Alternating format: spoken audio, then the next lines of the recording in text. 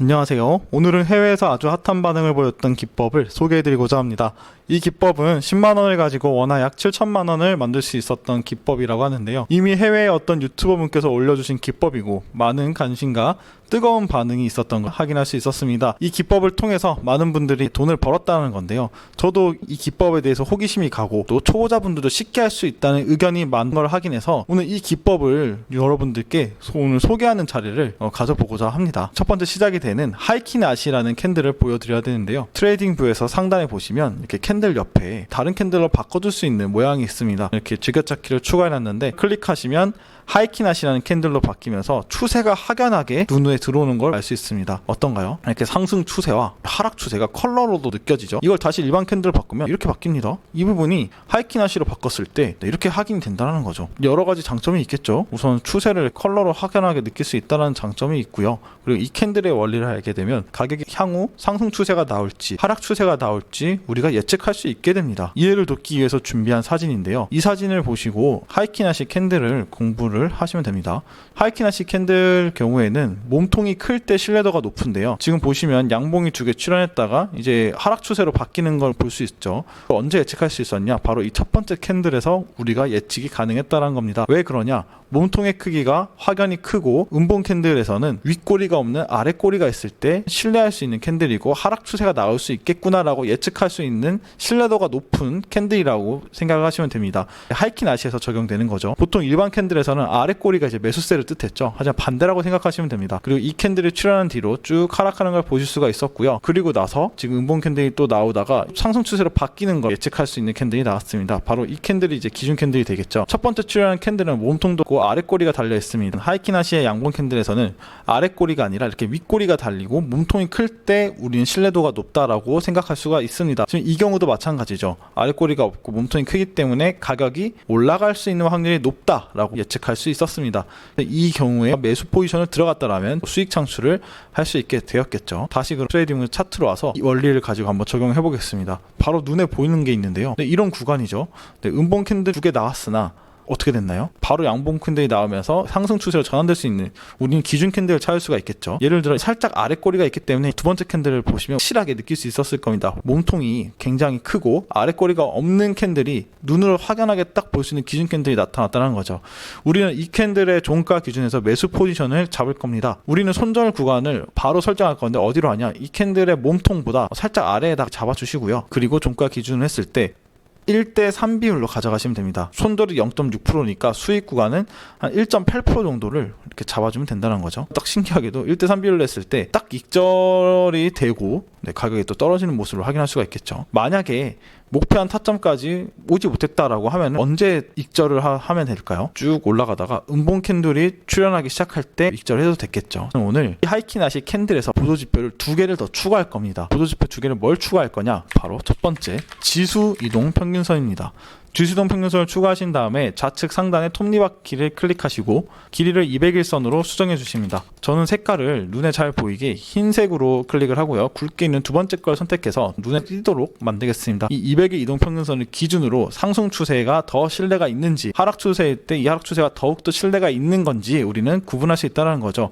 예를 들어서 200일선 위에 있는 경우에 위에서 캔들이 만들어지는 경우에는 올라갈 확률이 높습니다. 그리고 아래에 있는 경우에는 하락할 추세가 높습니다. 이런 구간들이죠. 아래로 뚫렸다가 아랫꼬리가 없는 양봉 캔들이 몸통이 큰 게 출현하면서 지금 이 캔들 같은 경우도 200 이동평균선에 완전히 안착한 모습을 확인할 수 있죠. 그래서 우리는 상승 추세가 더욱더 강력하게 나올 거라는 걸 예측할 수가 있습니다. 그럼 우리는 이 캔들 종가 기준으로 롱 포지션을 들어갈 수가 있게 되겠죠. 매수 포지션을 클릭을 해서 이렇게 잡아주면 손절은 이게 한 몸통 정도겠죠. 여기까지만 가게 되더라도 큰 수익 창출을 할 수 있게 되겠죠. 그리고 보조지표를 마지막 보조지표를 하나 더 추가해 줄 건데 어떤 보조지표냐? 스토캐스틱 RSI라는 보조지표를 추가하게 될 겁니다. 이것도 설정 버튼을 눌러서 먼저 수정을 하겠습니다. 스토캐스틱 RSI에서는 K선과 날선이 있습니다.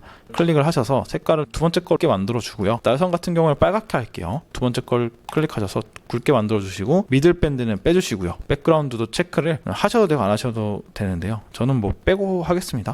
그리고 이 점 부분을 도트 라인으로 바꿀게요. 하얗게 해서 굵게 하겠습니다. 구간과 80 구간의 이 도트 라인이 형성이 되는데, 이 20 아래에 있을 때는 가매도 구간, 80 위에 있을 때는 과매수 구간이라고 합니다. 과매수 구간이 나오고 파란색 K선이 날선을 이렇게 뚫고 내려올 때는 가격이 떨어질 수 있다라고 예측을 할 수 있는 보조 지표입니다. 반대로 과매도 구간까지 진입을 해서 K선이 날선을 돌파하면서 같이 상승 추세로 올라올 때는 캔들 또한 위로 올라올 수 있다라고 예측을 할 수 있게 됩니다.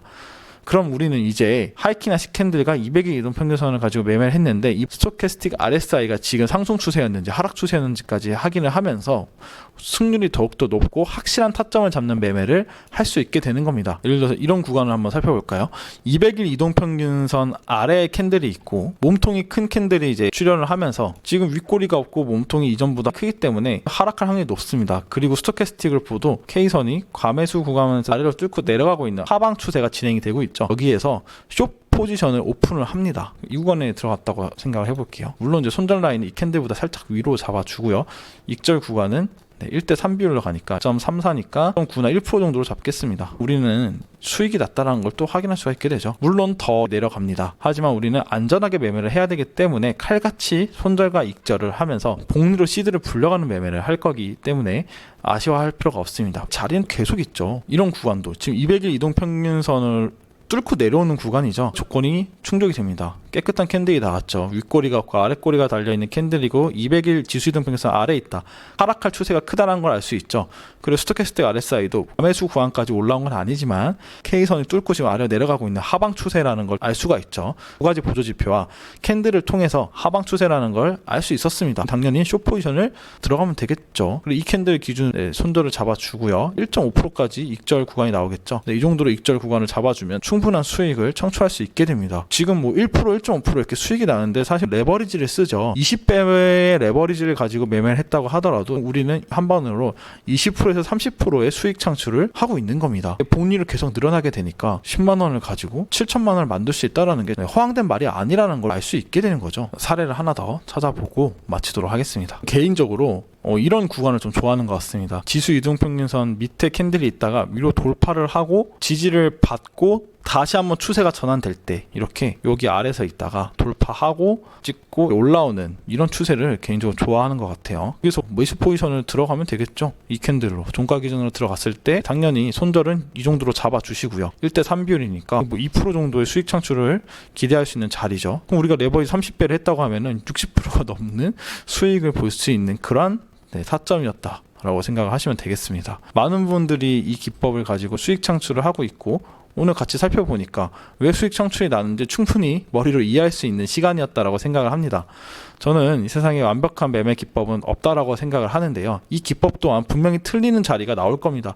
그렇기 때문에 손절을 칼같이 해줘야 되는데 매매를 하다 보면 뭐가 문제냐? 내가 이제 실력이 좋아지고 이 기법을 완전히 익혀서 내 것으로 만들었다고 하더라도 손절을 잘 못하는 경우가 많습니다. 99번을 이기고 그 한 번의 패배 때문에 내 모든 자산을 다 날려서 다시 0부터 시작해야 되는 경우를 많이 봤는데요. 절대 그러지 마시고 이 기법을 충분히 익히신 후에 매매 원칙을 꼭 지키시면서 안전한 투자, 성공한 투자를 하실 수 있는 모든 분들이 되셨으면 좋겠습니다. 오늘은 여기서 이 매매 기법 공유를 마치고요. 다음에 더 좋은 기법을 가지고 여러분들께 소개해드리는 시간을 갖도록 하겠습니다. 감사합니다.